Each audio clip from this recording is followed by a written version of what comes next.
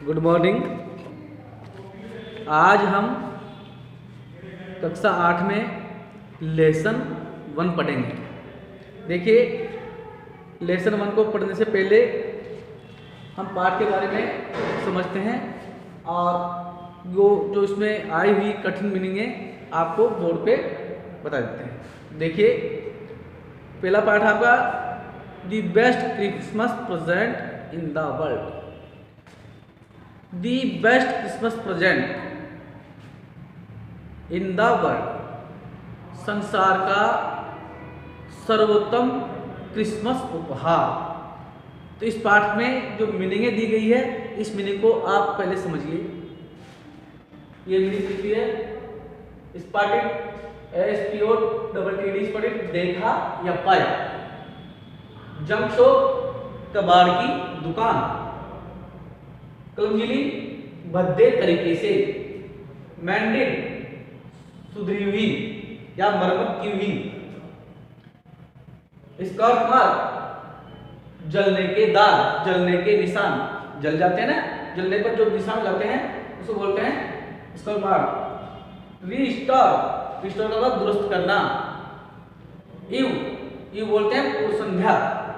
Risk, जोखिम। Challenge, चुनौती।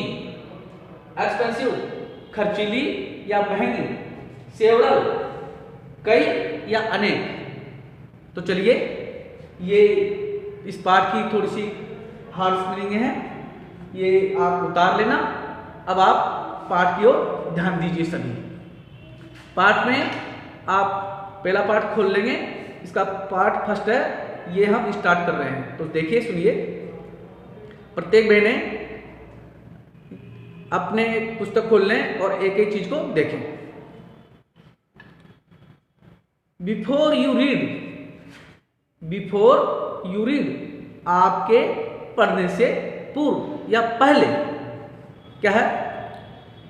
There are some dates और periods of time in the history of the world that are so significant that everyone knows and remembers them। तो देखिए, there are some dates।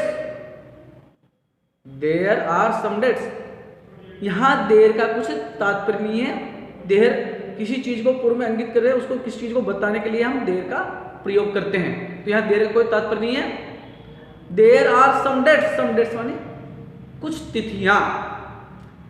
और period of times का मतलब है कालखंड।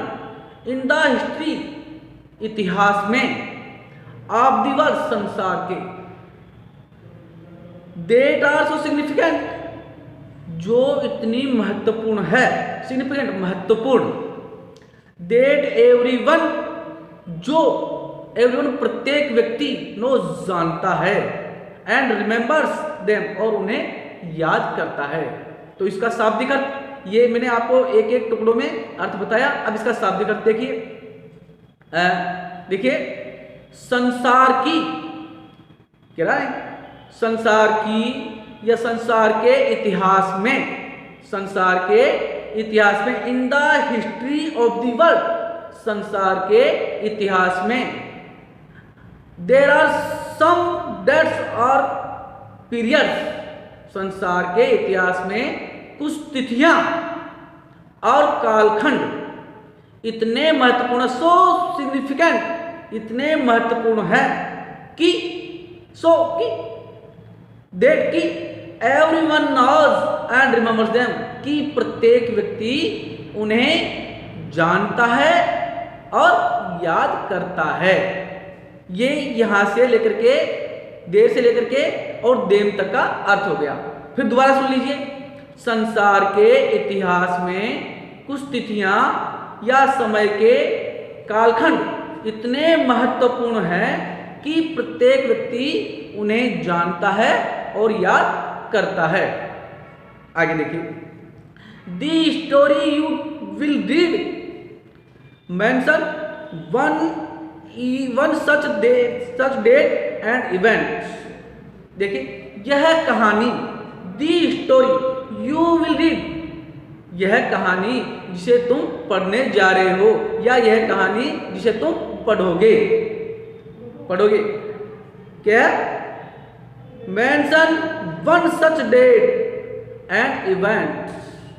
यह कहानी जिसे तुम पढ़ने जा रहे हो एक ऐसी ही दिनांक तथा घटना, one such date and event, एक ऐसी ही दिनांक और घटना। कौन सी?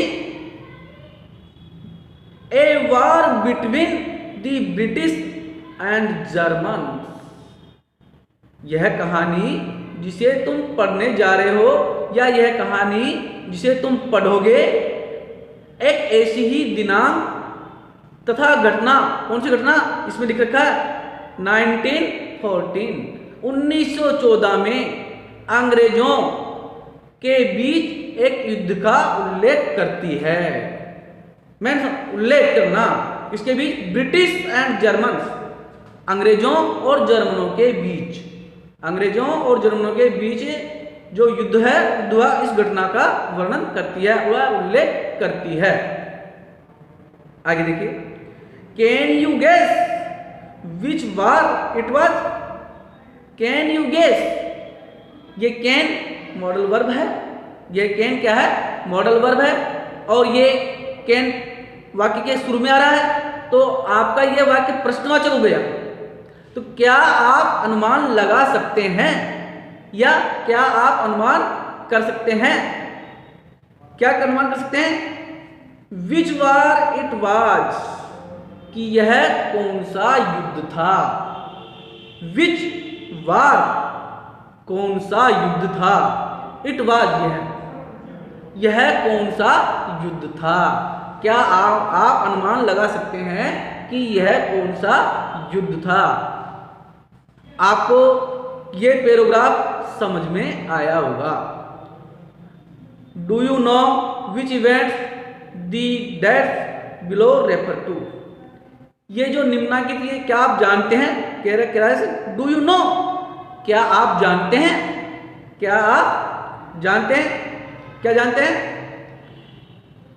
कि निम्नलिखित तिथियां किन घटनाओं से संबंधित है।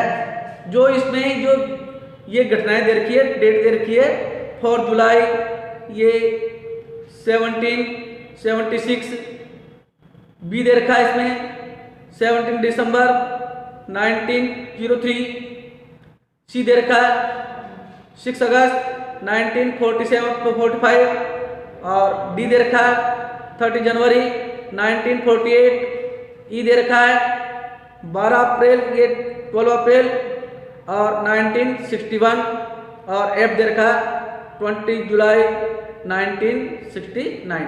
ये जो तिथियां दे रखी है, क्या आप इनके बारे में जानते हैं?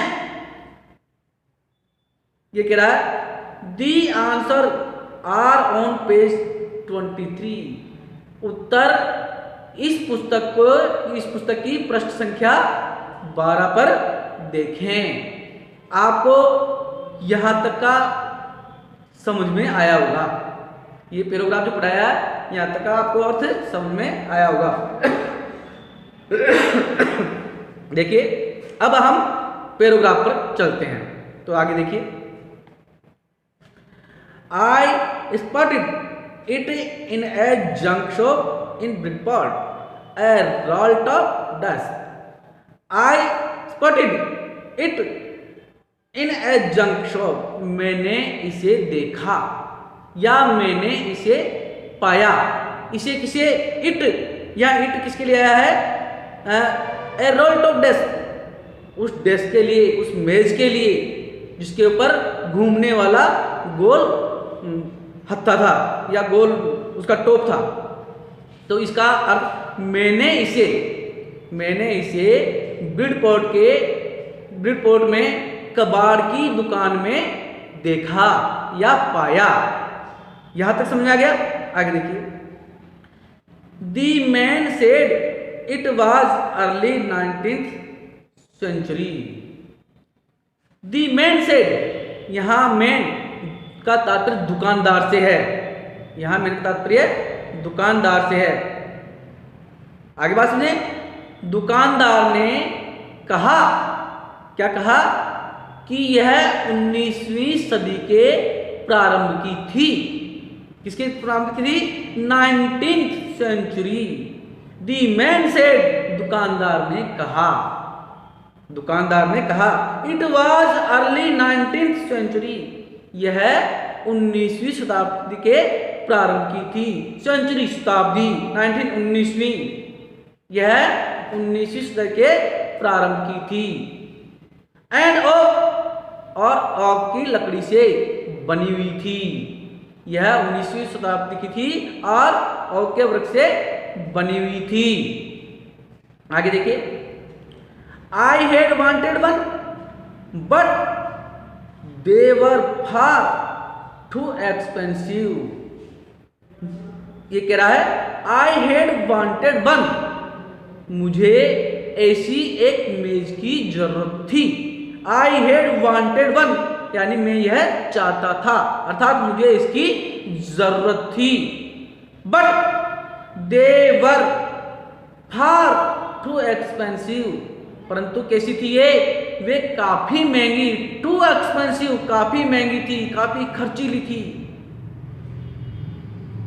आगे, this one was in a bad condition. Bad condition, bad condition का मतलब बुरी हालत में, बुरी दशा में।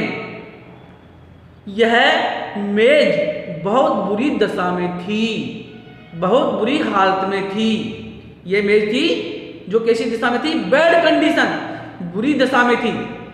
यह मेज बुरी दशा में थी। आगे, यह मेज बुरी दशा, it rolled up in several pieces, long leg कस्टमली mended, scratch mark all down one side. ये इतनी बुरी दशा में थी, किस दिशा में? कि इसका जो घूमने वाला रोल टॉप, घूमने वाला जो ऊपर का हिस्सा था, घूमने वाला, आपने टेबल देखी होगी घूमने वाली, आपने घूमने वाली टेबल देखी होगी, इसका जो हिस्सा था ये बहुत बुरी दशा में था। इसका उपयोग दशा था, ये टुकड़ों में था। किसमें था? सेवरल पीसेज, कई या अनेक, अनेक टुकड़ों में, पीसेज टुकड़े, अनेक टुकड़ों में था। एक टांग, जो इसकी एक टांग किरा नहीं है, वन लेग, इसकी तहत किरा वन लेग क्लमजिली, ये क्लमजिली आपको लिखा है भद्दे, इसकी जो एक टांग है वो भद्दे तरीके से, यानी एक पाया, इसको अपने टांग बोलते हैं। टेबल की जो टांग होती है उसको लेग बोलेंगे, पाया वो अपन इसको बोल सकते हैं। तो इसकी देखो, यह एक टांग की भद्दे तरीके से, भद्दे तरीके से क्या करी थी? मरम्मत की गई थी। क्लमजिली भद्दे तरीके से, क्लमजिली भद्दे तरीके से इसकी मरम्मत की गई थी। आगे, भद्दे तरीके से इसकी मदद की गई थी। जिसपे क्या थे? स्क्रॉच मार्क्स आल डाउन वन साइड, इसके एक और, यानी एक पैर और किसके थे? जलने के दाग थे। इसके एक ऊपर से नीचे तक है, ऊपर से नीचे तक, यानी कह नहीं है, कह रहा है ऑल डाउन वन साइड, इसके यानी ऊपर से लेकर के नीचे तक एक टांग की तरफ पूरे किसके निशान थे? जलने के निशान थे, यानी ये जली हुई थी, वो उस पर चिन्ह लगे हुए थे।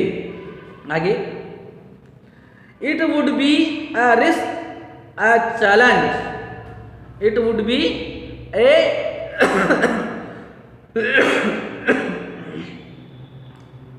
ये क्या था? जो बुरी दिशा में थी, घूमने वाला इसका टुकड़ों में था, इसकी टांग के ऊपर थी, जलने की इसके ऊपर निशान भी थे। तो ये देखिए, it would be A risk a challenge, ये क्या था? एक जोखिम भरा और एक मेरे लिए क्या थी? एक चुनौती थी। इसको ठीक करना या उसको लाना मेरे लिए क्या थी? एक चुनौती थी। आगे, but I had to have it, but I have to have it, परंतु मैं इसे क्या करना चाहता था? मुझे यह लेनी ही थी, परंतु मुझे यह लेनी थी। I have it but I had to have it, परंतु मुझे इसे लेनी ही थी। I paid the man and brought it back to my work room at the back of the garage. I paid to man, मैंने दुकानदार को मूल्य चुकाया या दुकानदार को पैसे दिए, मैंने दुकानदार को चुकाया, मैंने दुकानदार को मूल्य चुकाया और इसे गैरेज के पीछे बने अपने काम करने के कमरे में ले गया। गैराज के पीछे बने ब्रॉट ले गया, it back to my work room at the back of the garage, और मैं इसे अपने गैरेज के पीछे बने कमरे में ले आया। I began to work on it on Christmas Eve, Christmas की पूर्व संध्या पर। आई बिगेन, मैंने शुरू किया, वर्क काम ऑन इट, इस पर, ऑन क्रिसमस ईव, क्रिसमस की पूर्व संध्या पर। क्रिसमस की पूर्व संध्या को मैंने इसे ठीक करने का काम शुरू किया। ये आपका पहला पैराग्राफ समाप्त हो गया। यहाँ तक आपको समझ में आया होगा। एक एक करके मैंने आपको एक एक शब्दों का इसमें अर्थ बताया है। फिर भी आपके समझ में नहीं आया तो मुझे आप कमेंट करके बता दें। अगला पैराग्राफ देखिए। I remove the role top completely and pulled out the drawers.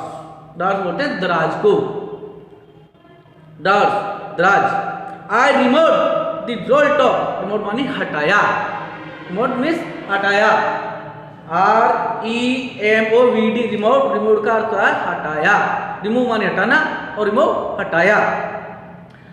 The role top completely, मैंने घूमने वाली जो